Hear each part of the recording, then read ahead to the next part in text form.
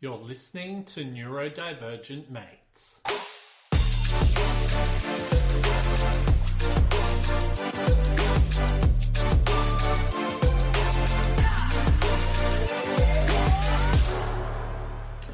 Hello and welcome to another episode of Neurodivergent Mates. I'm your host, Will Wheeler, and today I'm joined with Nikki Searby. Did I pronounce it right then? Searby to talk to us. Yep. Yeah, awesome. I nailed it first time, and then when it's like it's like when I'm on the spot, I stuff it up. But I got it. So today, what we're going to be covering is workplace psychological safety and neurodiversity. Nikki, look, thank you so much for coming on. When we caught up, 6 weeks ago or something, I don't know, something like that. It was just so cool to, get your perspective from, I suppose, a law point of view and speak about really what you're working towards, all of that type of stuff. And I was like, yeah, I've got to get you on, because I think what you're working towards is so important and plays such a huge role. But before we do get stuck into it, I'll just do a little bit of housekeeping. If we haven't already done so, please subscribe, like, and follow to all of our social media pages. We're available on TikTok, Facebook, Instagram, X, Twitch, YouTube, and LinkedIn. And if you haven't already done so, please go to wherever you check out your podcast, subscribe to our channel, rate us, do whatever, write great comments because it helps with the algorithm. Also, too, if you haven't already done so, please check out all the work that we're doing at Neurodiversity Academy. You can check that out at neurodiversityacademy.com. Actually got some really cool news with that. We actually have just released a new professional development course for vet professionals, so vocational education professionals there. So if that is you, please reach out and we'd love to get you onto the course. Got some really great stuff there as well. Also, look, just a warning, some of the discussions may be triggering. If you need help, please reach out to a loved one or call emergency services. We are not doctors. This is a space for sharing experiences and strategies. And if you've got any questions during the live podcast, which we're sitting in right now, just feel free to put those questions in the comments. And, if they come through in time, we will be able to talk to them or we'll be able to answer them as part of the podcast. Nikki, you ready to rock and roll, my friend? Absolutely. Nice. So before we do start, you're up in Brisbane, in Indooroopilly, and we're just talking about this before you got on. Actually, I'm not going to even try to spell Indooroopilly, but it looks like Indooroopilly, right? Yep. So really good for neurodivergent people. So whoever decided to spell it that way did a really awesome job. But anyway, let's get stuck into this. Let's start with, share a little bit with our audience a little bit about yourself. I think it'd be great for them to find out who you are. Sure. Well, as you mentioned, I'm a lawyer, but I'm really just an adventurous big kid. I'm passionate about animal welfare and raising awareness for neurodiversity. I'm always getting into something. I'm always into some new activity, saving earthworms, rescuing roadkill, and dancing around to whatever music is playing in my head. I grew up in the Philippines. I came to Australia when I was 17. Moved around a couple of places in Australia. Went to boarding school in Victoria. Then I went up to Darwin, and now I'm in Brisbane. In terms of my ADHD background, I was diagnosed in 2006, and that's sort of where my journey started. Yeah, cool. Gee, you have moved around a bit from. So hang on, where did you start from when you first came to Australia? I went to boarding school in Geelong. Oh, okay. Yep. Is that Geelong Grammar? Yeah. Yeah, okay. Yep, great. Geelong Grammar. Are you a cat supporter? If I was an AFL supporter, then yes, I would be a cat supporter. Yeah, great. And then all the way up to Darwin. Gee, that would have been a bit of a culture shock, right? It was a bit. It was, I've gone from Manila to Melbourne. So I went from a tropical, hot, humid place to pretty freezing Geelong, and then back up to hot and humid in Darwin. Yeah. And every sort of city is quite different and different vibe. Yeah, it would have been a very big culture shock coming from Manila to Australia. And I think as well, like, I don't know, what was your perception of Australia before you come? Was it like Australia is a hot place? Did you think Australia is a hot place? Well, I had visited Australia 2 or 3 times growing up. My dad's Australian. Okay. Oh, okay. So you knew it pretty well then. Yeah, we'd sort of, done summer holidays, like our school holidays, 2 or 3 times when I was growing up. So I'd been to Australia a handful of times before I moved here. Oh, that's okay. That's okay. The reason why I ask is I meet some people from overseas who have been to Australia, and they're like, "Oh my God, we landed in Melbourne in the middle of winter," and I was like, "Oh, I come from a country where it snows. It won't be cold." And they're like, "It was freezing," and I'm like, "Yeah, Australia can get pretty cold at times." Yeah, absolutely. Melbourne's got a biting cold too. Yeah, and like just the weather just changes so often down there, like with like 4 seasons in one day. And for some of our listeners overseas as well, it does snow in Australia, if you didn't know that. Like not like all over Australia, but up on the mountains and stuff like that. But you know what? I think it would be great if you shared with us a little bit about the work you're doing. I think when you first reached out to me and we sat down, it was just so, I suppose, enlightening. I think that's the word I'm trying to pronounce. To sort of hear it from, I suppose, a legal background type of thing, and what our rights and responsibilities can be, and especially from the safety aspect as well. So please share a little bit about what you do. Sure. Well, as you know, I sort of have a full-time job as well, so in my legal capacity. But a couple of years ago, I just wasn't doing so well with my work, and I, was just struggling a lot. I knew I had ADHD because I'd been diagnosed quite a while ago, but I didn't understand just how much it actually affected me. When I was diagnosed, there wasn't a lot of information yet. And I was diagnosed at a time when girls weren't expected to have ADHD. They believed girls didn't get it. And also I was an adult. So, you're supposed to outgrow it if you do have it. That was the prevailing theory then. So there wasn't a lot of information, and I had the medication. It worked sometimes, or a lot of the time, I should say, worked maybe 75% of the time for me. But there would be times when it, just didn't work at all, and it was like I hadn't taken anything. And then I went unmedicated for a few years because I kind of, it was too hard to regulate myself with the medication. And then I was actually doing well at work and was given promotion opportunities for Was roles. this after you weren't medicated? So you're doing pretty well at work and you weren't medicated anymore, just out of curiosity? Also, I was doing pretty well at work. I was taking medication on an as-needed basis. Mm-hmm. Like it wasn't something I was taking regularly. And when my script ran out, I didn't bother to refill it because I was taking the medicine so infrequently anyway. Mm-hmm. Unfortunately, what I now know is that was really bad timing in terms of sort of development with ADHD and linked to hormones and all of that. And then I went into a role that I thought I wanted, and it was actually the wrong role for me.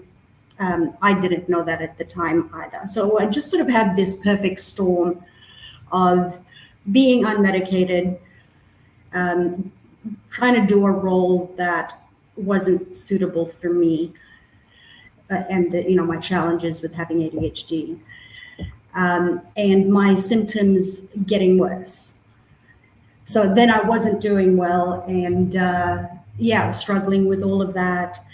And then I sort of tried to revisit. Actually, I should backtrack. Thanks to social media and everyone sharing all their stories and symptoms and experiences, that kind of awakened my knowledge and perception to just how pervasive ADHD symptoms can be. So there's so many symptoms that people were sharing, and I'm watching these videos thinking, I have that, I do that, all this stuff that I didn't associate with ADHD. Oh wow! Even considering that you'd had it for so long, you had you were probably, and I don't know if this is the word to use, sold. You were sold on like ADHD person is this, and then you were learning about all this other stuff, thinking, oh my God, that's me as well. I didn't realize that was part of it, correct? Exactly, that's exactly it. So then I sort of revisited ADHD. There was a lot more information in that I didn't find when I was first diagnosed. So I've basically been on a new journey of understanding ADHD and the symptoms and how it can affect us. And, even things like I mentioned earlier, there were times when the medication wasn't working for me and I couldn't work out why. I thought maybe I was eating food that was, negating it and that sort of thing. But the new research shows that it actually has to do with hormone levels, and I think maybe that's why it didn't work for me those times that it didn't work. So there's just so much more information now. There's so much more support now that wasn't around at the time. And so now that I sort of know that, and my experience with taking on a role that I thought I wanted, but now know was really not suitable for me. Had I known that, maybe I wouldn't have gone for that role. Because save myself. Sorry, go ahead.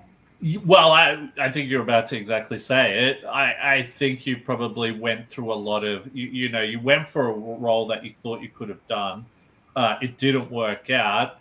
And then we know how, I suppose, sensitive to rejection a lot of ADHDers are. So I'm assuming, and I think when something like that happens, you almost doubt yourself. You start to think, oh, I'll never be able to do this, or I'll never be that, correct?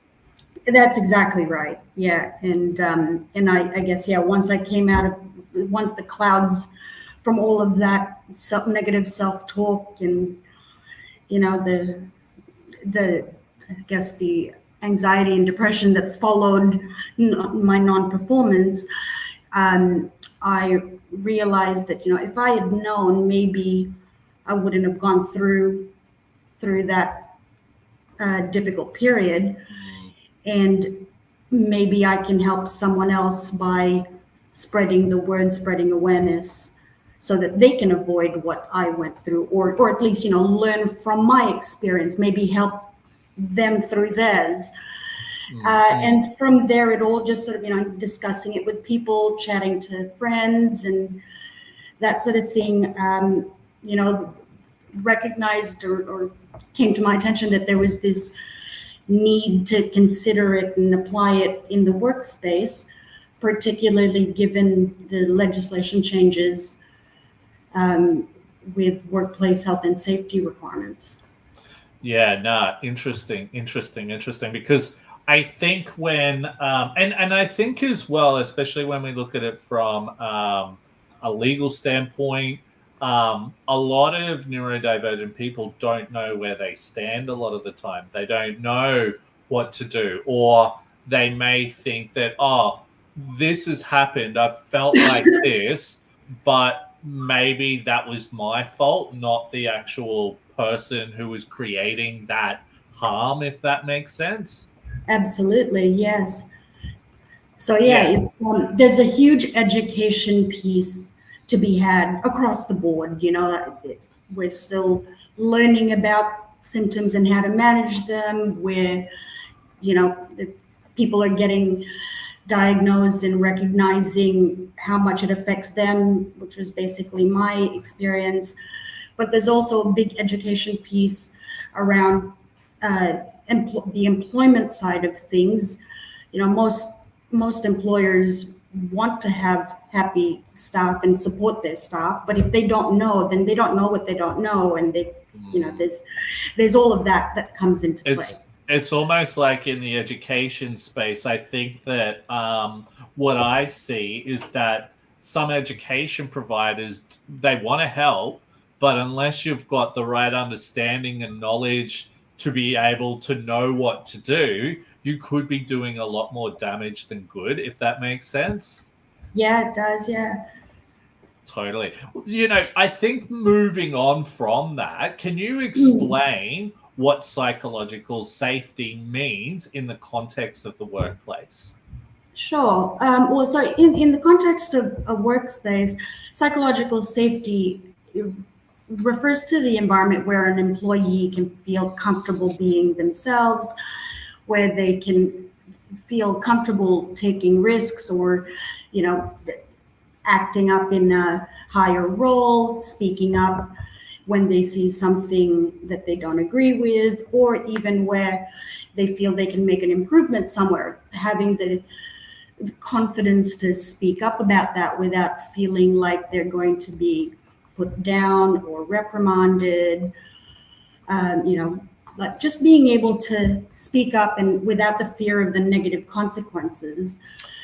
Or having to tiptoe around people. Like, Exactly. Oh my God, the manager's here today. I really hope they're in a good mood because I don't want to have to, because I think, I had an experience not long ago where I was dealing with some person, and this person was very hot and cold. You just couldn't, and I've dealt with a few people like that through my career, where you just don't know how they're going to be on certain days. And it's like, and I think, and I'm assuming you would probably be the same. If you have a certain bad experience, that could wreck your week, or it could even wreck your career at that actual workplace. Well, yeah, the anxiety that could induce. It's almost better when you know what to expect. If you have a difficult person that you have to work with, I mean, no one wants to work with them, but at least if you know what to expect, then you can, manage accordingly. But if they're hot and cold, it's hard for you to. Well, how do you approach it? How do you approach it? How do you, and I think a big thing about it is it's like, that's not our fault.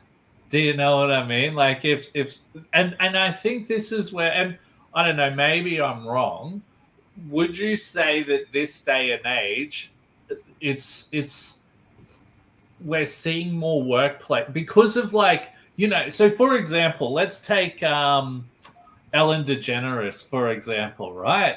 Okay. Mm-hmm. So on TV, she's was like this, hey, look at me. I'm doing everything for everyone. I am just such a nice person. But behind the scenes, she was just big monster type of thing, right? Now, I think this day and age, it doesn't matter who you are, that type of behavior just isn't acceptable. Completely agree. If we're work, and I think when I do come across people like that or workplaces like that, I'm just like, oh my God, these people are so far behind the times that it just blows my mind. Yeah, it is quite concerning, isn't it? When you think about it, we know that existed once upon a time, but it is confronting when you come across it in this day and age. Yeah, totally. And I think, and the thing that, and I think with social media as well, is that social media can paint a picture of something that actually isn't correct, if that makes sense. So I've recently dealt with an organization that was everything that we're talking about in a negative aspect. But then on social media, you're seeing all this like, hey, look at us, we're this and that. And you really want to get on social media and go, no, you're not, but you feel like you're lowering yourself to their standards. And it's just so, it just blows my mind sometimes that we just can't, I don't even know how to word it, but it's still going on. And it's like, we need to, and I think this is where, especially when you and I spoke ages ago, it's like, well, what's the process we need to take? What needs to happen in this aspect? It feels like certain things, we just don't know what's going on. But to tell you the truth, I think that's where we could probably move on to the next question there, because I think this would sort of slide into it well. What are some signs that a workplace may not be psychologically safe for neurodivergent individuals? So probably a big thing is you'll pick it up in conversations. You'll feel it from the way a manager might speak about certain topics. If there's a dismissive attitude towards issues like, not issues, but like conversations around, say, neurodiversity. If people are dismissive about it, if you hear comments like, everyone has ADHD today, these days, those sorts of comments, you can sort of see how that is probably not the most open-minded or inclusive environment in itself. Yeah. And would you also say, for example, I was dealing with an organization a while back, and the people I was consulting with, they would tell me how they would hear the manager in like the office abusing people and all of this type of stuff. You know what I mean? And I think this is where our actions speak louder than words, if that makes, well, obviously there were words going on. But this person probably doesn't realize that, okay, they're abusing someone that has nothing to do with everyone else sitting in the office, but it actually has a lot to do with everyone else sitting in the office, because especially with neurodivergent people, they're starting to go, oh my God, I think that's going to be me shortly, or the other managers in the office think I need to be like that because the general managers like that as well. Yeah, absolutely. Or you have the concerns about, like, if you're talking someone who is at management level, then you have people that either are their peers or a level down, feeling like they can't do anything about it. That goes to the heart of a psychologically safe workplace. If you don't feel like you can speak up about that behavior, that's sort of indicative that it's not a psychologically safe workspace. Do you know what else as well? I reckon, like, if the leaders in the company, and like, actually, it's hard to explain, because the way I look at not everyone's a leader, so I don't describe, say, the management as a leader, right? Sure. That's just my perspective. I believe that you need to earn certain things to be a leader and all of that type of stuff, right? I remember I was working in a workplace one time, and I would go in every day or whatever, and I would always make sure I said hello to all the managers. Reason being, the managers never said hello to me ever, but I always went out of my way to say hello. And that was where I was like, this place is toxic. Do you know what I mean? Because it's those little things that people pick up on. Absolutely. If you've got a manager that goes out of their way to say hi to staff, it it is just it's just a generally happier. It starts the day well. You feel that connection. Yeah, exactly. But I'd say moving on from that, like how does psychological safety particular impact neurodivergent employees? Oh, that's a big question, isn't it? Well, we've sort of said a few little things, Yeah, but what is it? I think it would be interesting if you want to share it, yeah. is maybe share like what you were going through that time when you were struggling at work and all of that. Yeah, sure. Well, actually, my sort of experience within the workplace was a more positive one, um, unlike a lot of other stories I've heard.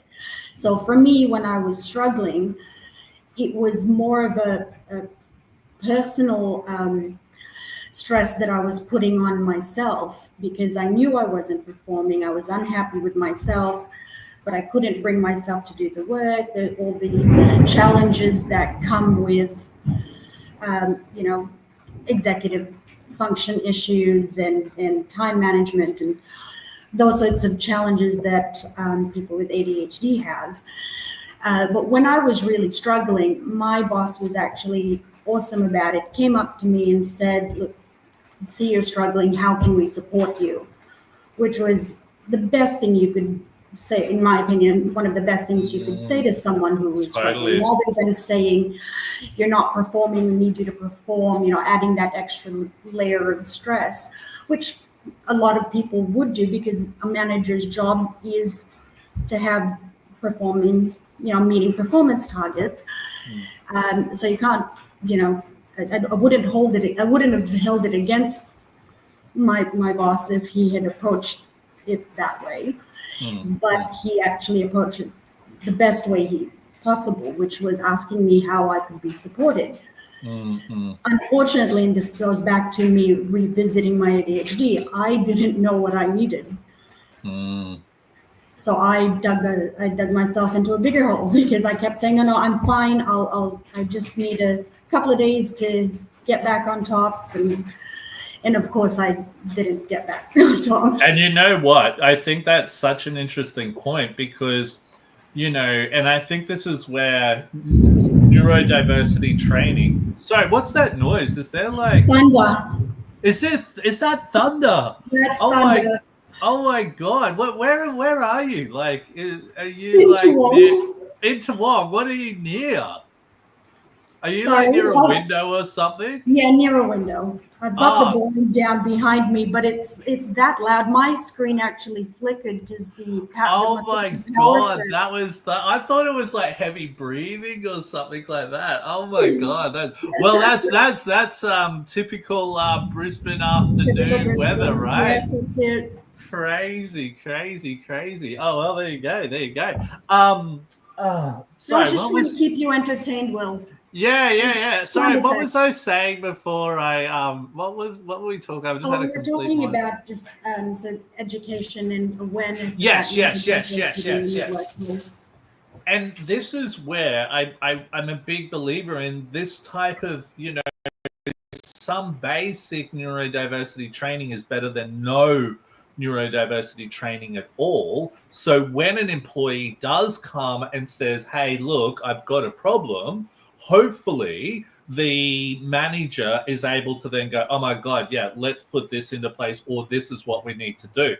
Exactly. But with that being said, I've actually worked with people before who we have done training with them. I knew that their personality, I knew they didn't want anything to do with neurodiversity because they told me straight out. But I covered certain things like RSD, all of that type of thing, because I knew they were going to be a big problem, right?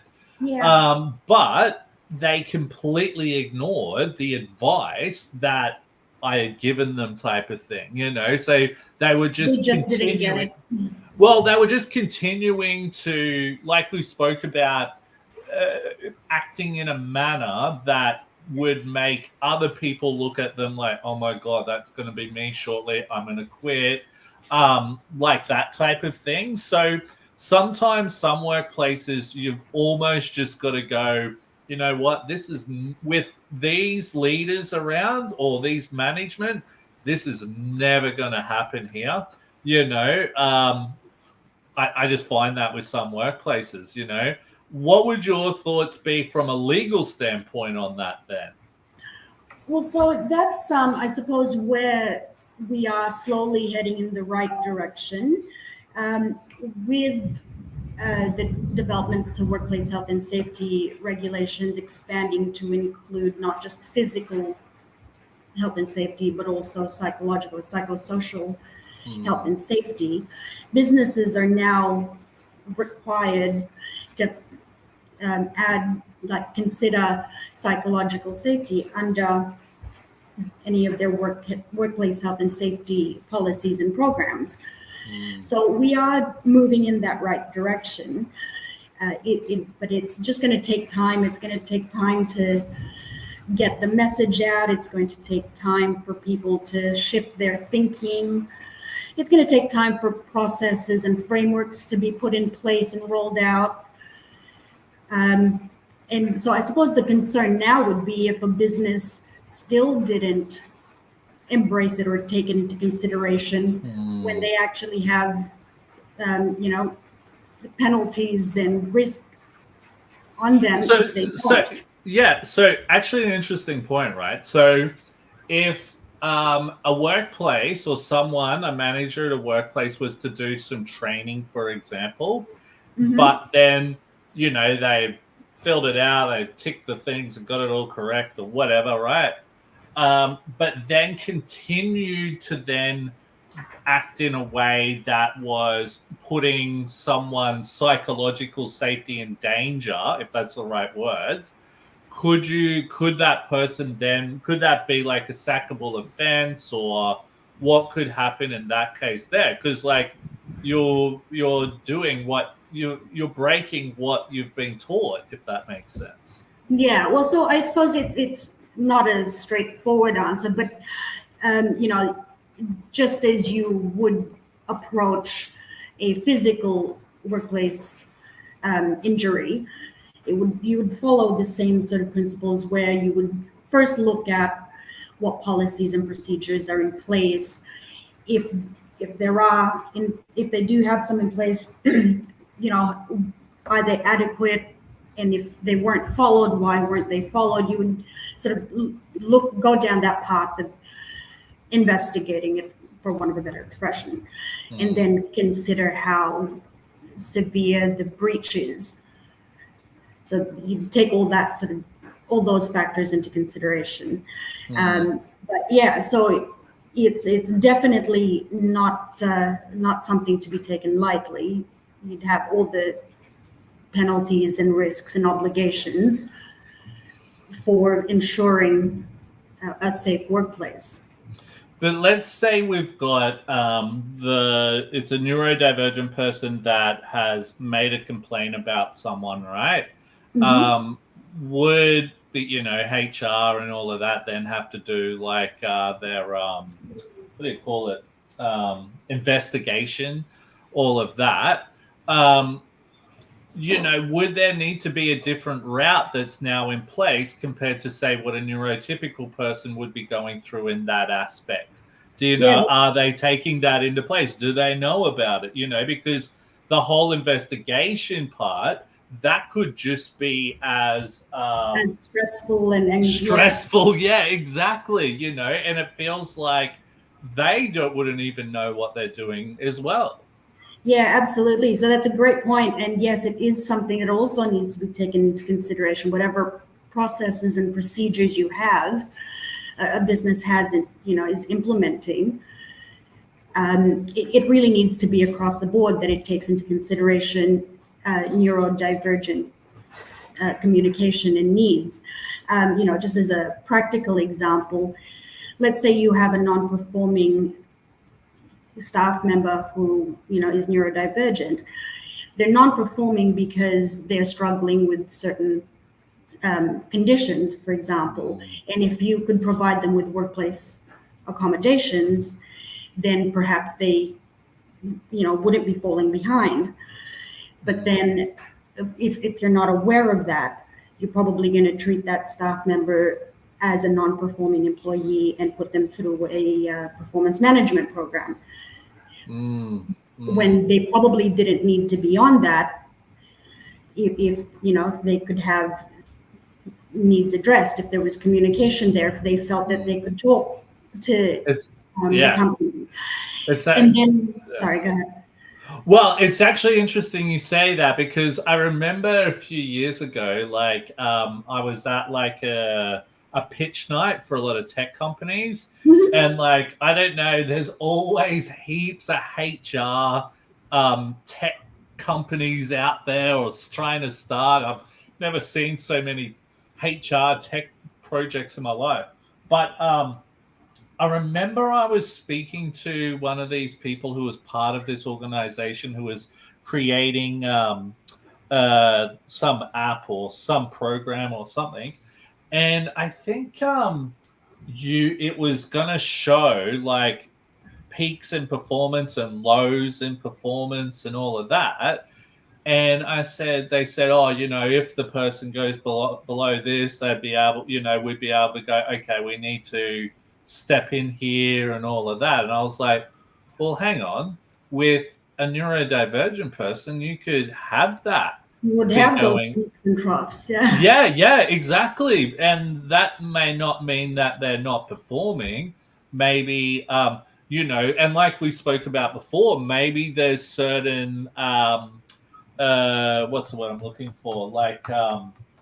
Adjustments in place or supports in place for them to be able to reach that. So if we're just basing it based on, oh my God, they're low here, we need to now step in, instead of going, hey, now you need to pick up the pace or whatever, instead of implementing these other things.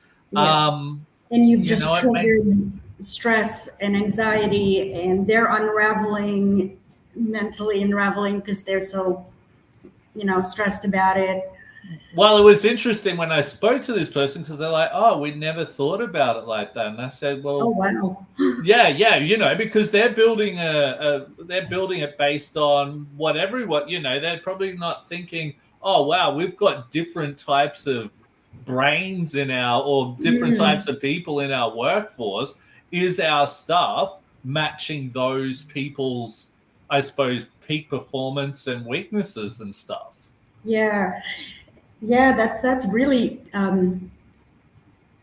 that's quite mind-boggling that. Well, to tell you the truth, I had some wines at that point, so I was getting into some pretty big. You're getting stuck into them, huh? Yeah, well, not stuck into them. I was having some good conversations with them and everything, but it was really opening up my mind and going, have you thought about this? Because this could actually happen.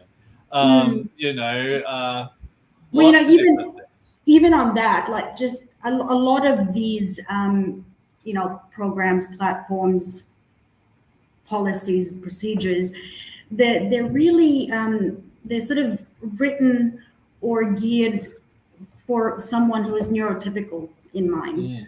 If you have a non-performing worker who is a neurotypical worker, you would put them on a performance management plan.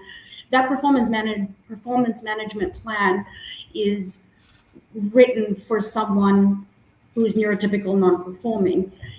If you put someone who is neurodivergent, who is non-performing, even if they, let's say they deserve to be on a performance management plan, the performance management plan is usually not tailored to their needs either. So you're basically getting a double whammy. You've got someone who may or may not need to be on a performance management plan, but they're put on a performance management plan that's not, it's just not right for them. So then you're adding a further layer of difficulty. They're then being told they're, a bad staff member, they're stressed, so they're not going to be able to satisfy, like they're going to perform even worse. Well, do you know what, right? It's interesting that we're talking about performance management plans and everything, right? So I remember a few years ago, I was dealing with a corporate company actually up in Brisbane. And I won't name the company. I'd get into a lot of trouble. Probably best not to. Yeah, exactly when we're talking about legal stuff and everything. But, you know, it was interesting because they reached out to me.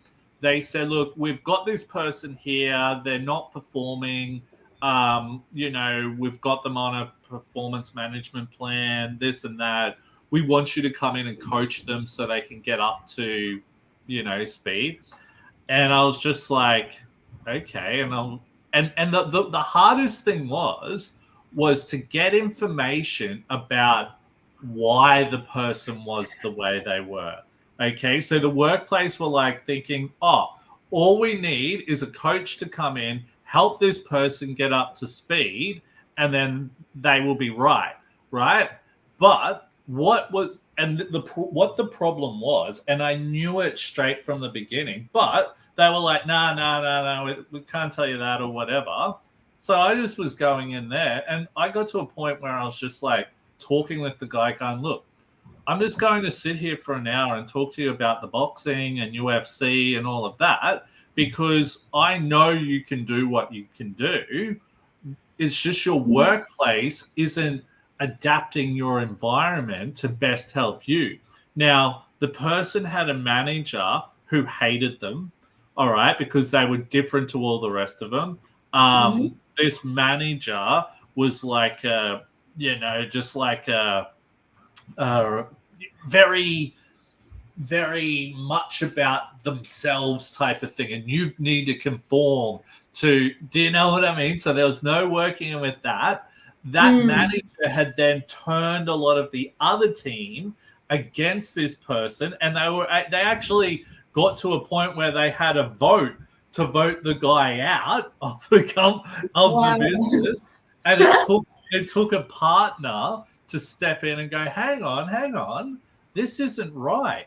And if it wasn't for that one partner giving me a call and saying, look, this is what's going on, and this partner opened up to me about everything, and I said, that's your problem right there.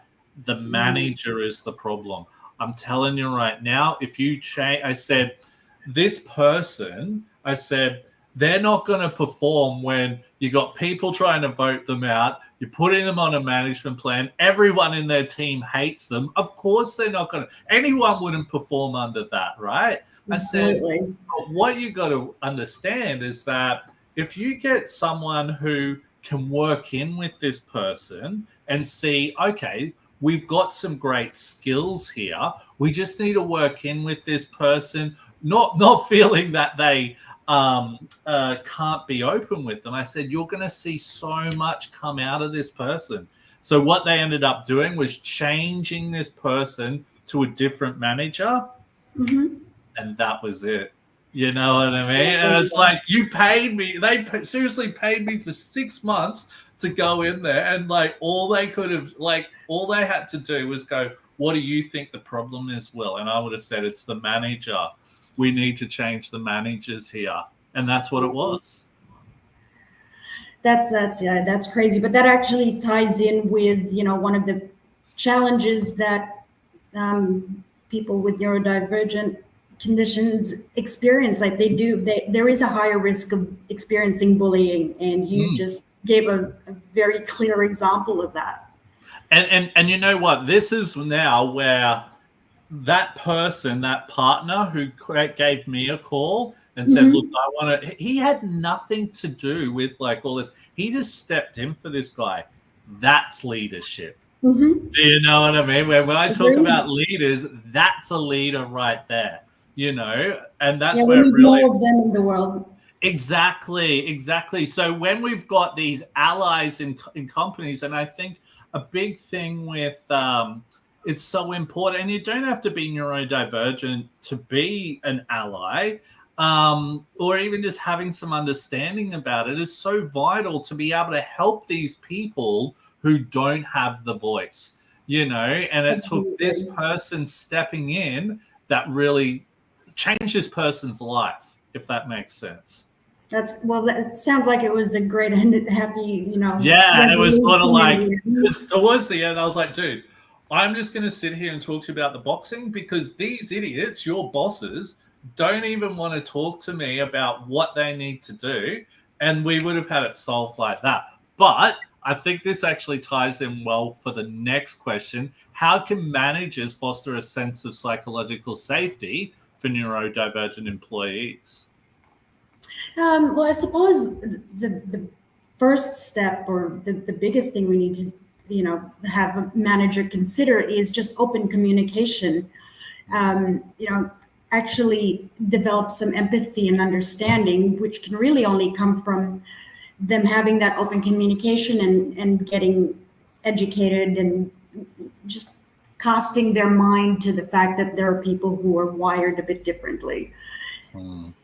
The way I explain how I've reconciled my ADHD and how I don't quite fit in, or in this world is I describe it as being left-handed in a right-handed world.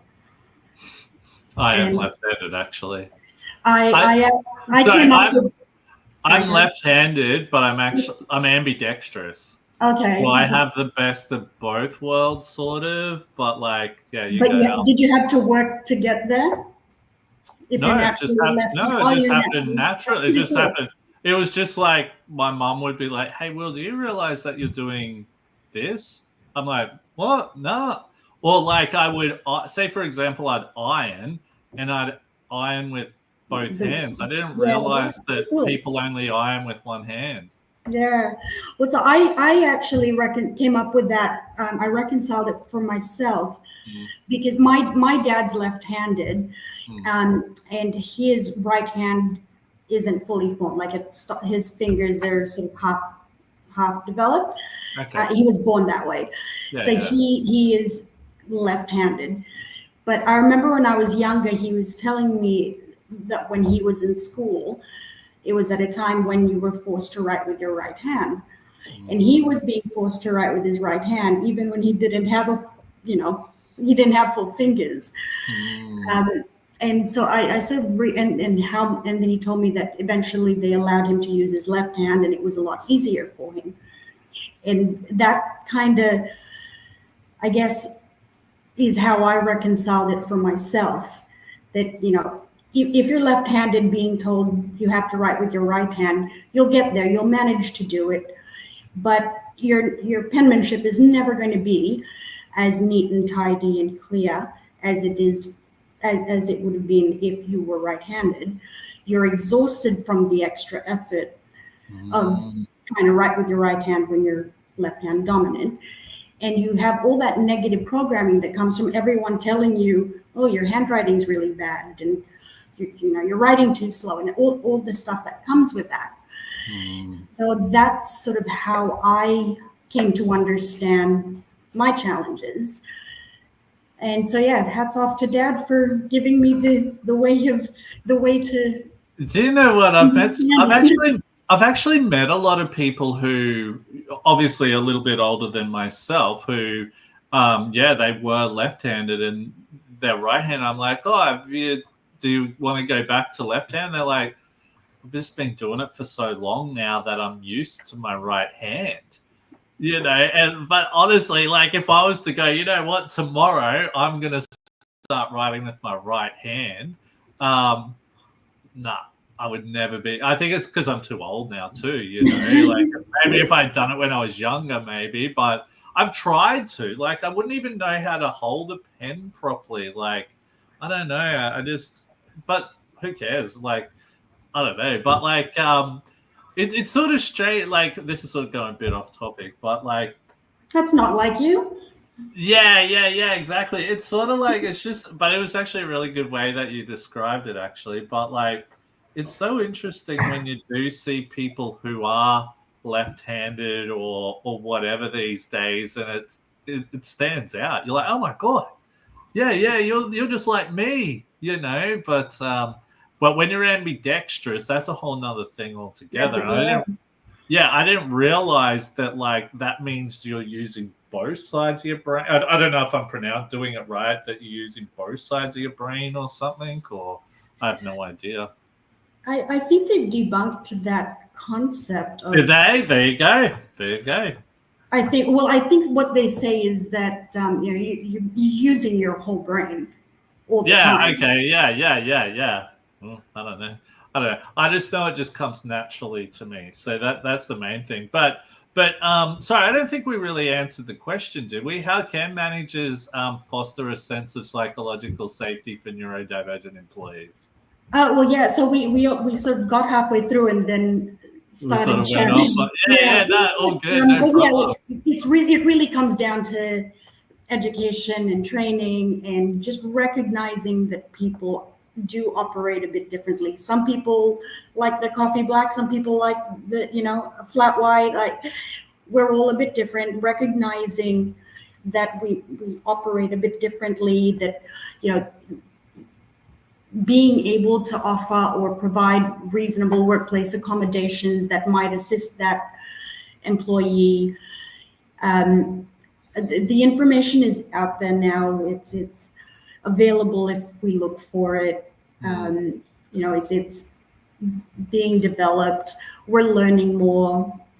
It was actually interesting because I finished developing this course for vocational education professionals, and I was adding in a whole bunch of stats and all of that, and you could actually see where a lot of the diagnosis of like anxiety and certain neurological conditions, how they're rising, right?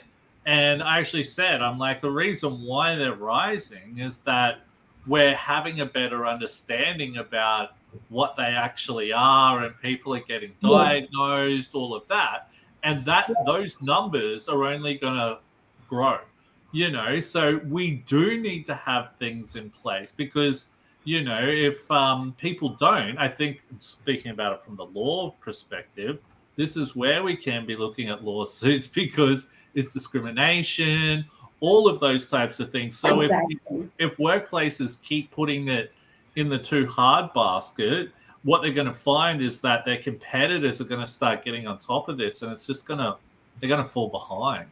Yes, well, even worse, if they keep putting it in the too hard basket, they'll have a staff member who actually experiences, the negative effects of that, ends up with a major issue, and then they have a workplace, work cover claim against them, against the business, because they've allowed it to happen.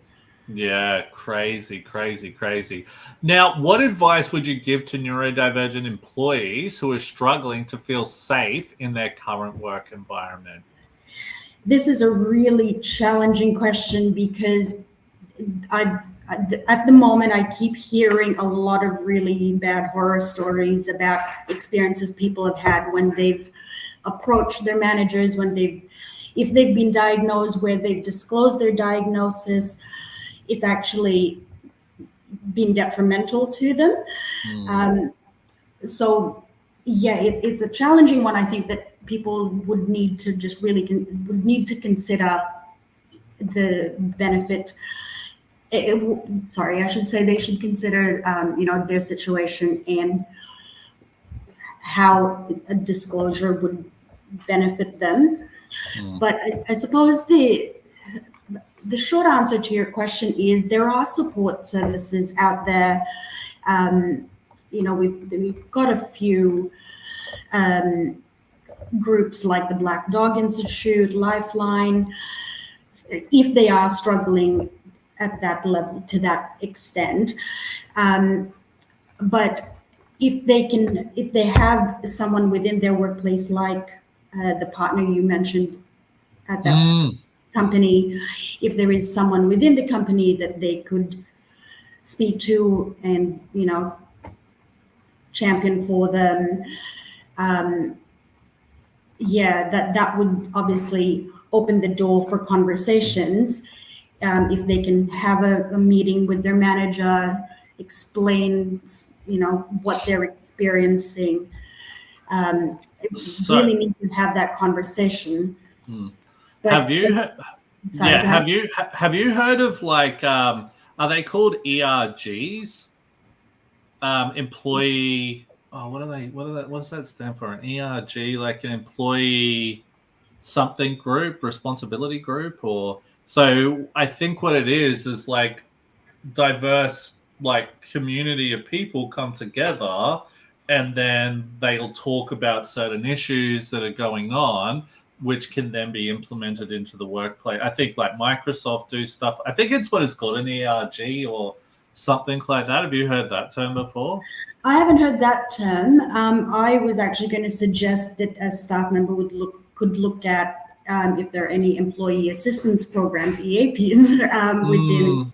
But this is sort of different from an EAP because an EAP is almost like a confidential type of thing. Yes, and that's an external support. Yeah, where an ERG is it's almost like a committee getting together going, look, we need to start doing this. We need, when we're doing interviews, for example, the neurodivergent people are really struggling because we're not doing this or whatever. Do you know what I mean? Yeah, absolutely. And they actually invite not just neurodivergent people to the table. Everyone can come to the table type of thing.